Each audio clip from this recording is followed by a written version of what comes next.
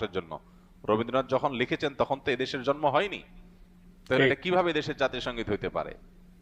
ভারতীয়রা তাদের ধর্ম মতে পূজনীয়, যে তাকে মা বলে সম্বোধন করে, আমরা মুসলমানরা তো সে বিশ্বাস করি না। তাহলে এই জাতীয় সঙ্গীত কিভাবে আমাদের দেশের জাতীয় সঙ্গীত হতে পারে? এটা একটা আলাপ উঠছে, এটা কোনো চূড়ান্ত বিষয় না যে হ্যাঁ তাহলে বাদ দিয়ে ফেলতে হবে, দিয়ে ফেলছে বা কিছু। এই আলাপ উঠার পর আপনারা দেখছেন বাম পাড়ায় আগুন ধরেছে, তারা এটা নিয়ে এমন ভাবে আওয়াজ তুলেছে মনে হচ্ছে দেশ শেষ হয়ে গেল। শেষ কিন্তু হয়ে এখন গেছে। দেশের স্বাধীনতাই যখন হুমকির মুখে, সার্বভৌমত্ব যখন হুমকির মুখে, দেশের বিরুদ্ধে সকাল বিকাল যখন মিথ্যাচার চলছে, তখন তাদের সবার মুখে কুলুপ।